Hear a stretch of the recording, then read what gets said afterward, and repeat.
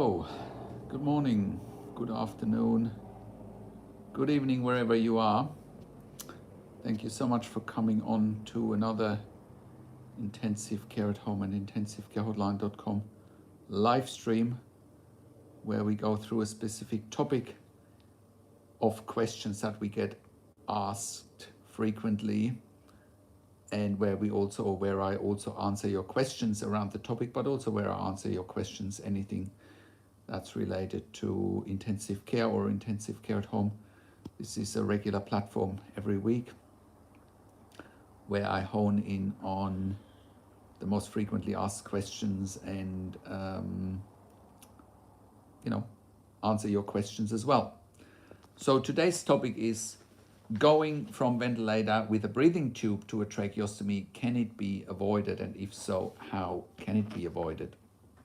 And if it can't be avoided, what are some alternatives? Very important questions. A very important question to ask. So before we go into today's topic,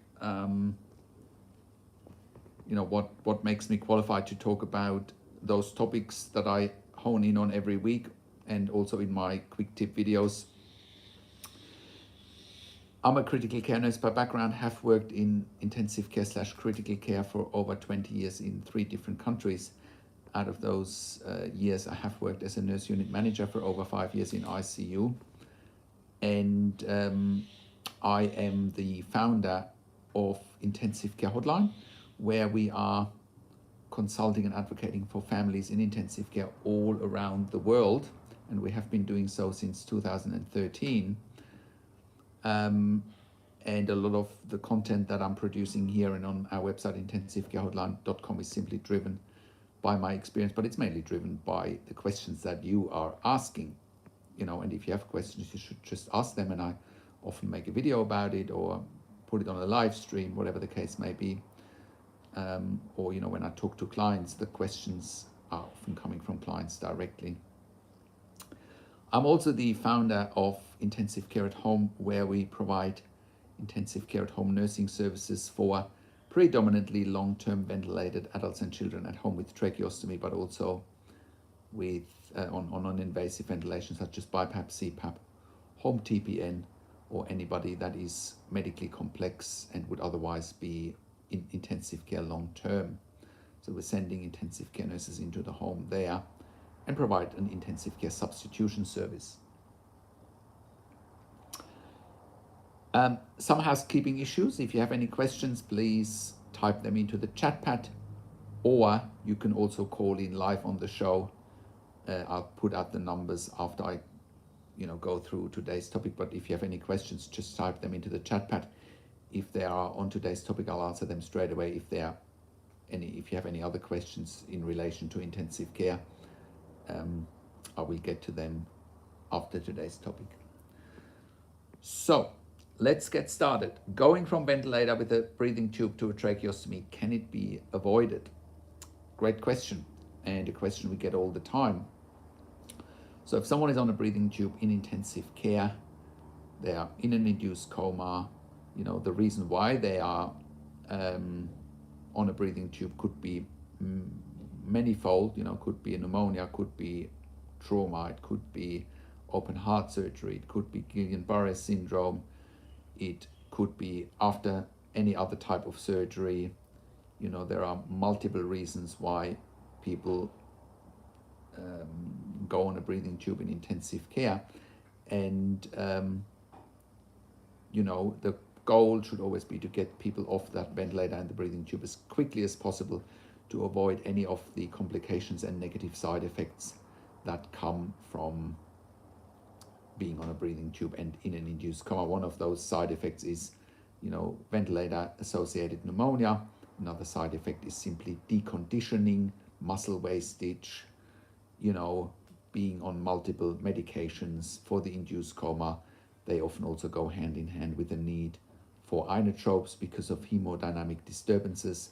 So, you want to get off that ventilator as quickly as possible, simply to get back to normal, if that's possible at all.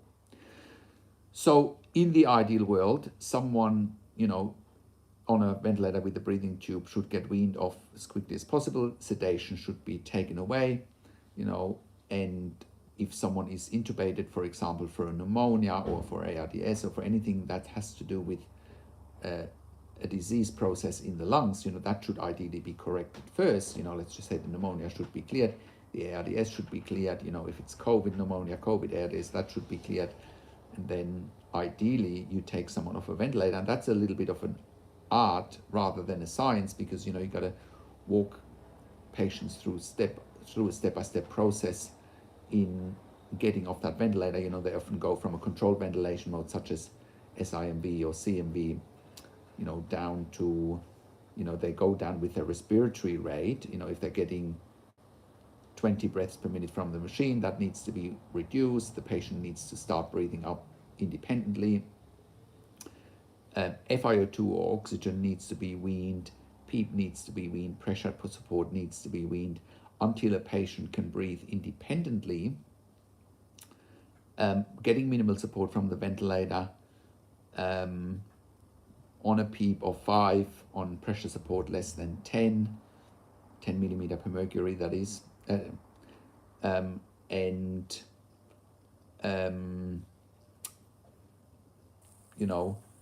breathe adequate tidal volumes, adequate to a patient's weight. It should be 7 to 10 mils per kilo. And arterial blood gases should confirm that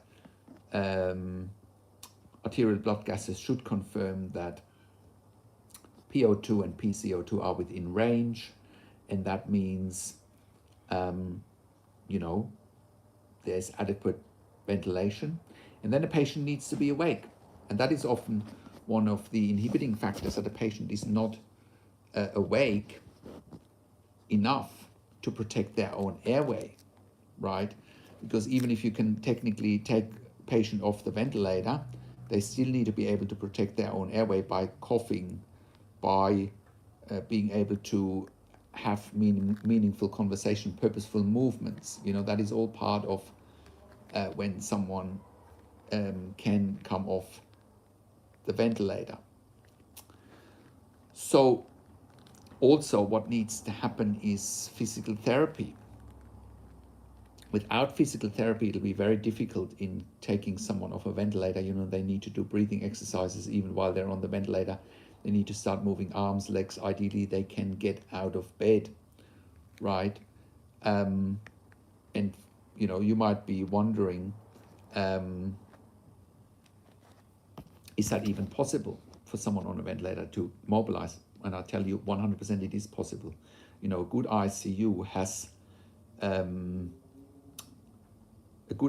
has mobilization chairs. They've got the staff, and more importantly, they've got the mindset that you can mobilize a patient, and there are some contraindications to mobilization. If someone has fractures, awaiting surgery for their fractures, if someone is on high doses of inotropes, yes, there are definitely contraindications, no question about that. But if some of that or all of that is not present, then a patient can definitely get mobilized, no issue around that. It takes work, but that work will be paying off in the long run. And even if you start only with moving joints, moving arms, moving legs, assuming there are no contraindications such as fractures, that is a very good starting point. And if then things are moving in the right direction, patient is breathing spontaneously, FiO2 oxygen through the ventilator is less than 35%, PEEP is around 5 centimeters of water, pressure support is less than 10 centimeters of water, tidal volumes are adequate to a patient's weight, minute volumes are adequate to a patient's weight, the respiratory rate, the breathing rate per minute is not too slow, not too fast, arterial blood gases are good, patient is obeying commands, patient has a good strong cough, then patient should be getting extubated. But there are sometimes multiple hurdles, including, when a patient is sedated for too long. Are they on short-acting sedatives? Are they on long-acting sedatives? How much pain relief have they had while they were intubated or while they are intubated, like fentanyl, morphine? And if they're having too much of that, it can have negative side effects such as respiratory depression. One of the main side effects of opiates such as morphine or fentanyl, is simply respiratory depression. And you can imagine that if you want to wean someone off a ventilator, that respiratory depression is counterproductive to getting someone off a ventilator. So the challenge often is to find the right balance between keeping a patient's pain under control, assuming they have pain, and that could be secondary to trauma, could be secondary to having had surgery, it could be secondary to simply the breathing tube in place, and that can be very uncomfortable as well, and therefore pain medication needs to be given. But again, the side effects of pain medication are simply respiratory depression. So again, it's a bit of a balancing act in getting someone off a ventilator, and you need to choose the right window of opportunity to take someone off that ventilator and avoid the tracheostomy. So, and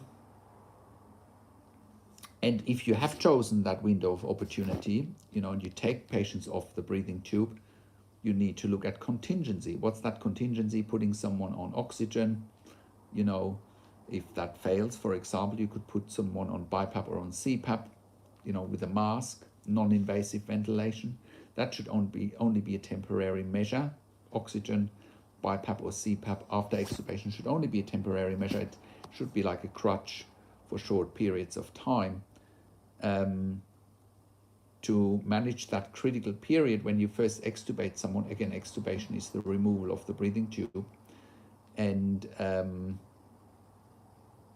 the removal of the breathing tube, once that's taking place, again, chances that a patient needs to be reintubated, those chances are real, but you need to avoid it, because once someone is reintubated, chances of them getting off the ventilator are getting lower and lower. Okay, you don't want a second intubation ideally. That's why it's so important that you prepare a patient appropriately to take them off the ventilator, extubate them, and that you choose the time wisely. Choose the time wisely.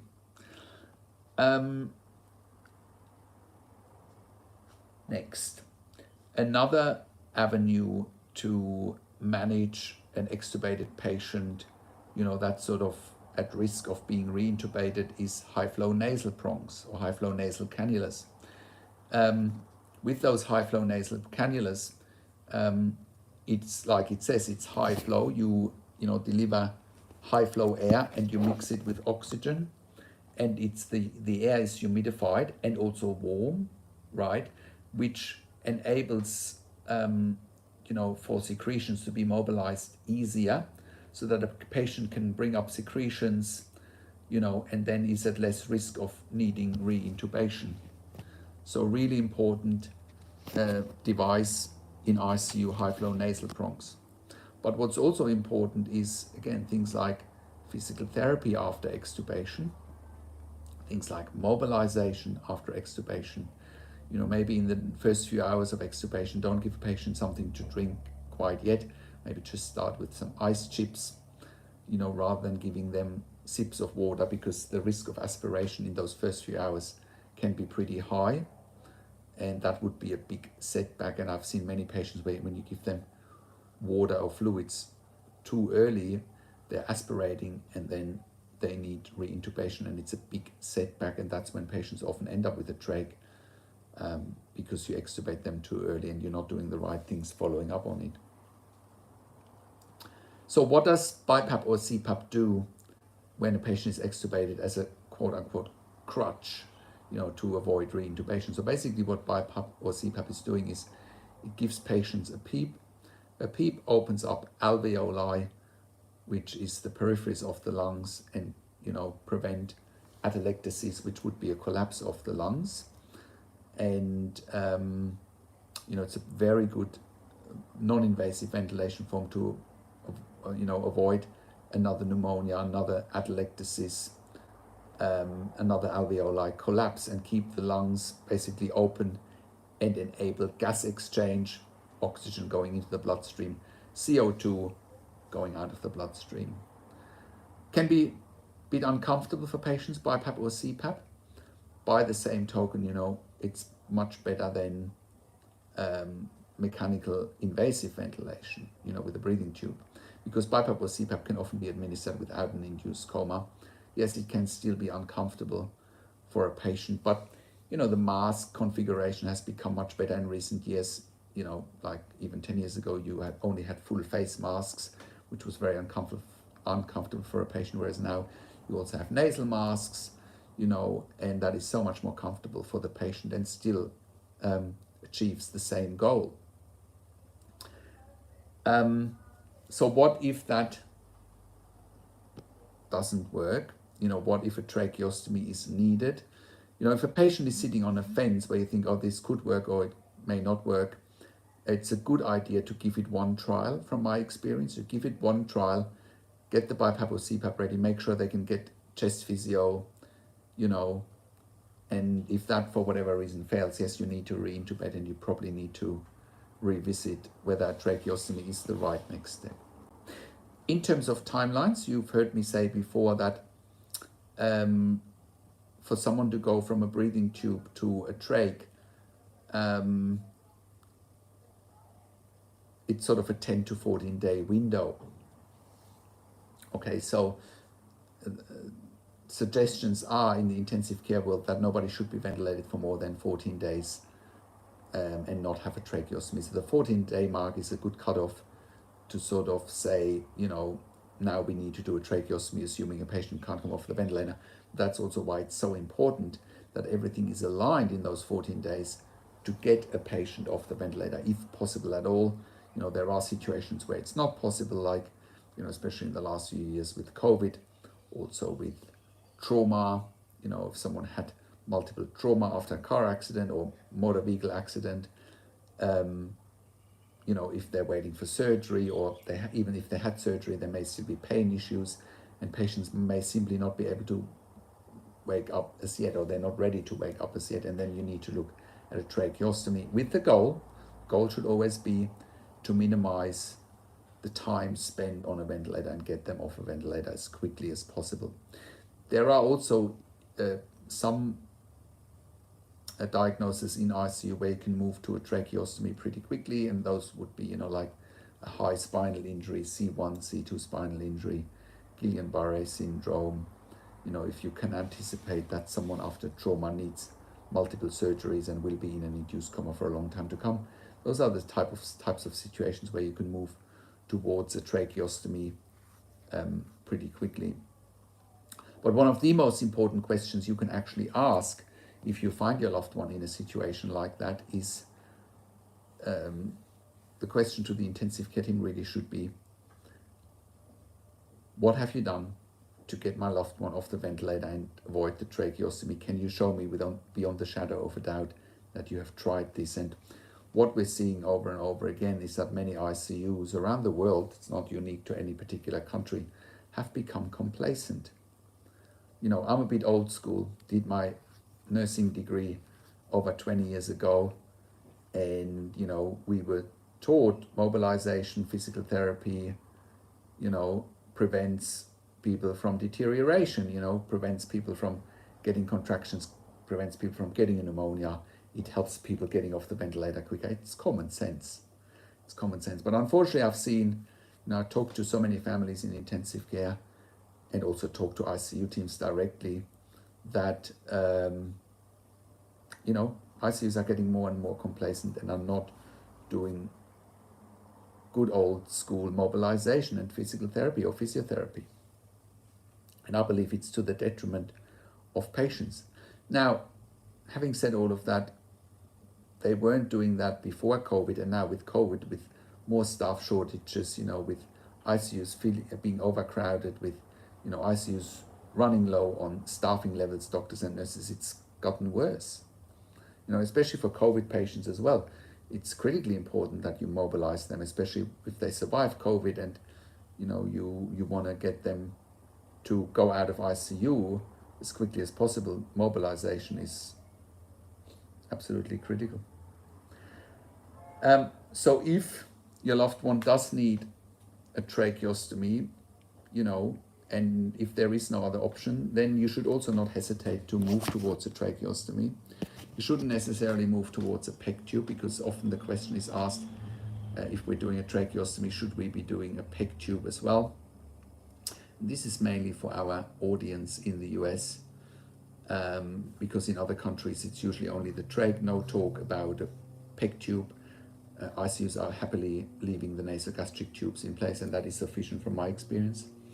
In the US, most ICUs are pushing towards a PEG tube as quickly as possible. We recommend against that. And again, this is very specific to our US audience. Why do we recommend not to give consent to a PEG tube?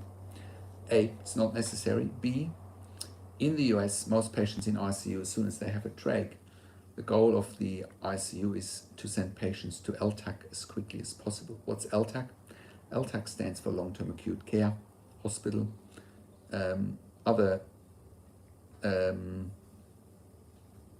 Other descriptions for that type of care is subacute or rehabilitation facility.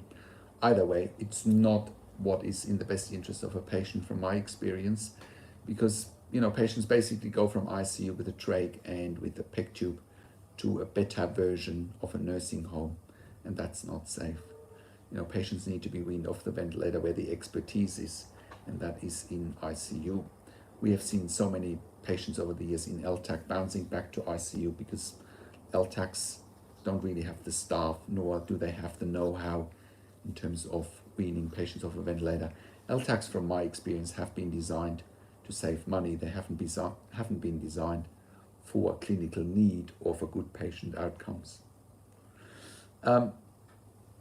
So where to from here? Again, if someone has a trach, again, same approach: get them off sedation, get them to mobilize, and get them off the ventilator as quickly as possible. And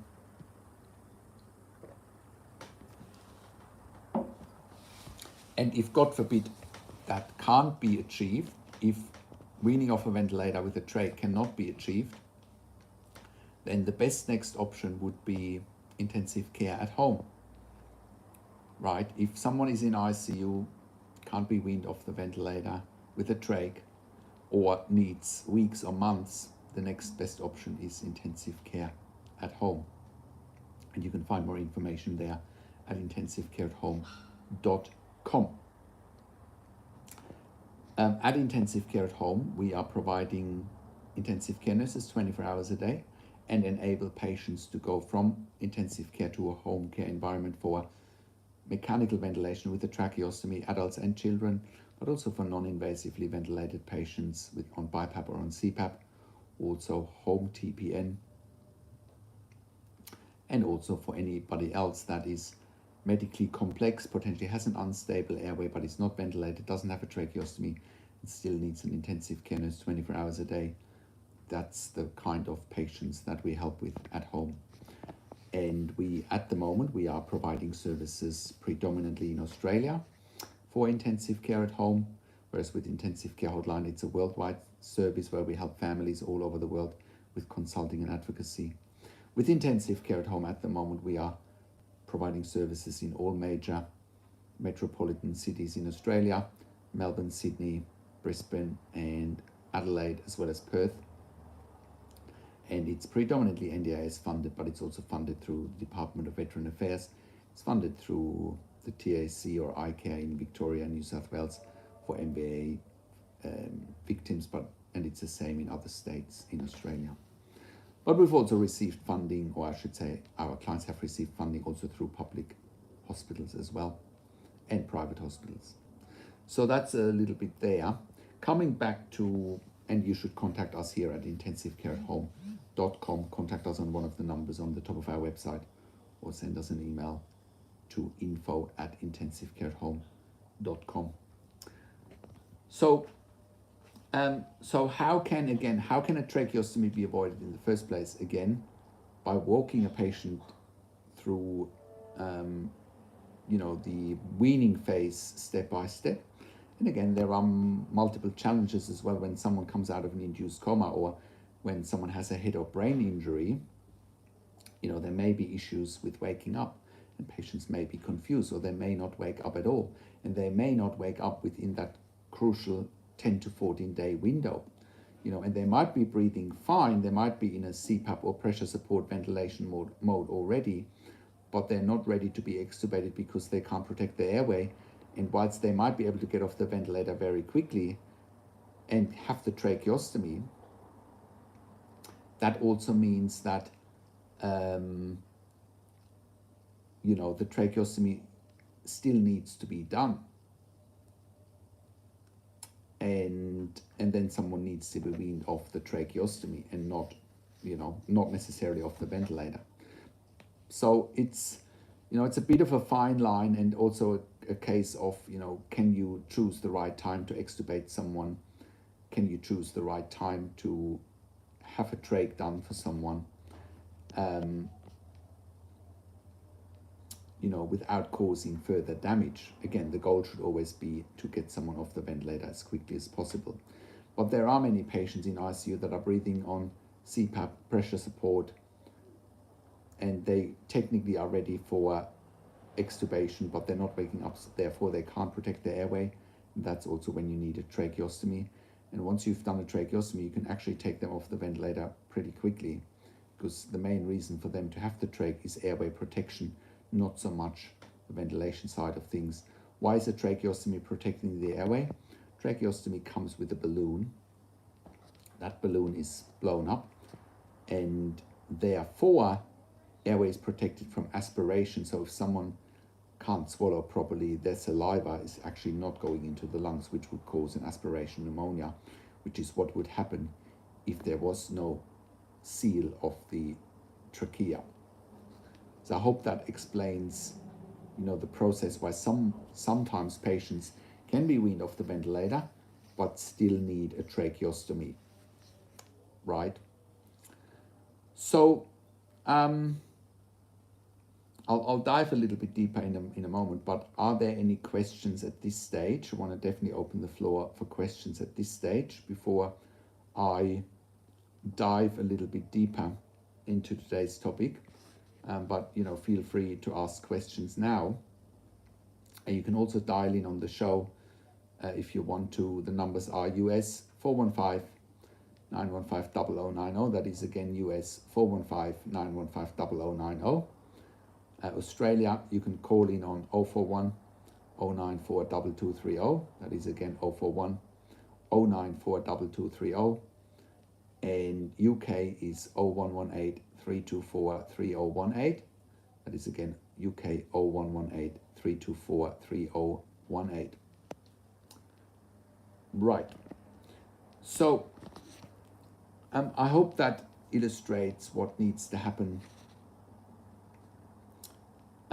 when someone is at the edge of, having a tracheostomy or having the breathing tube removed. What is important to be done. Now, other questions we get quite frequently that tie right in with today's topic is simply questions such as, my mum's been on a ventilator for 10 days, or my dad's been on a ventilator for 10 days, my spouse, my child, whoever it is.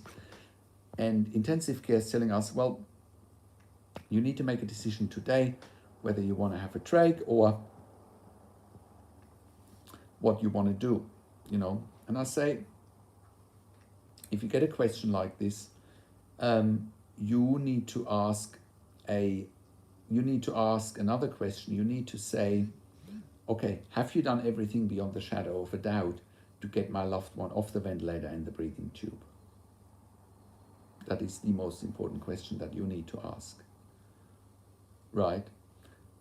Because if they haven't tried to take off sedation, mobilize your loved one, do physical therapy, do breathing exercises, change the ventilator settings from a controlled ventilation mode, to all the way down to pressure support or CPAP ventilation with a PEEP of 5 and pressure support less than 10 and FiO2 less than 35%, they haven't done everything beyond the shadow of a doubt. If they haven't been able to wean your loved one off the ventilator, why is that? What have there been contraindications? What has happened? Have there been complications? You need to find out as much as possible to, keep intensive care teams, hold them to account. so that they're doing the right thing for your loved one. Another thing that I like to mention on that note is that many patients in intensive care,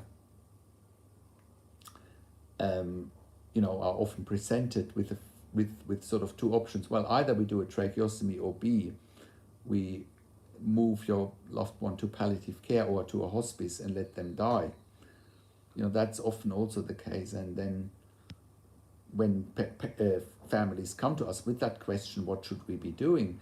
It's often not an easy answer, because we need to look at the full picture. We need to look at what's happened, to that point. What have they done? What have they not done? Have they given you all treatment options that are available for you? Sometimes they're not presenting you with all the treatment options. Sometimes they've given your loved one too many sedatives, too many opiates, and they're not giving your loved one the time to wake up properly, right? Sometimes your loved one may not wake up and they haven't checked neurological function. So what do I mean by that? So sometimes they are needing to do a CT scan of the brain, an EEG, to rule out any neurological events, such as, has there been a stroke that went undetected? Has there been seizures, or have there been seizures that nobody noticed of? So there are many questions that need to be asked, when someone is not waking up. Is it a lack of stimulation? Is it a lack of mobilization? So I hope that helps. And if there are no other questions, I'm going to wrap this up a little bit earlier today. And I will be back again next Sunday morning, 10:30 a.m. Sydney, Melbourne time, which will be next week because the US is now finishing daylight saving tonight. So that'll be 6:30 p.m. next Saturday Eastern Standard Time, which will be 3:30 p.m. Pacific Time next Saturday, and it'll be 11:30 p.m. UK time, again 10:30 a.m.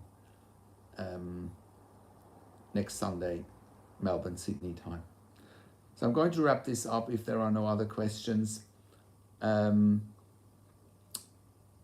If you have a loved one in intensive care, go to intensivecarehotline.com and call us on one of the numbers on the top of our website, or simply send us an email to support@intensivecarehotline.com. You can also check out our membership for families in intensive care at intensivecaresupport.org. There you have access to me and my team 24 hours a day in a membership area and via email to answer your questions. If you have a loved one in intensive care and you want to go home, especially if your loved one has a tracheostomy, can't be weaned off a ventilator, but even if there are non-invasive ventilation such as BiPAP or CPAP, you should contact us as well for intensive care at home, because we can help you take your loved one home, especially if you're in Australia, especially here now with the NDIS or any other funding sources. You should contact us. We can walk you through the process. And you should also contact us for intensive care at home if you're in the US or in the UK. We can probably point you in the right direction one way or another. If you need a medical, and you should contact us at intensivecareathome.com, call us on one of the numbers on the top of our website, or send us an email to info@intensivecareathome.com. Also, if you need a medical record review, contact us as well. We can help you with a medical record review while you're in ICU or after ICU, especially if you're suspecting medical negligence.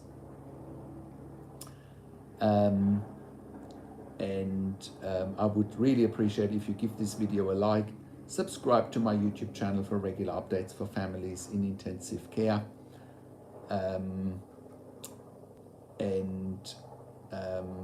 click the notification bell and comment below, and share the video with your friends and families, and click and comment below what you want to see next, or what questions and insights you have from this video. Thank you so much for watching. This is Patrick Hutzel from Intensive Care Hotline and Intensive Care at Home, and I will talk to you in a few days. Take care for now.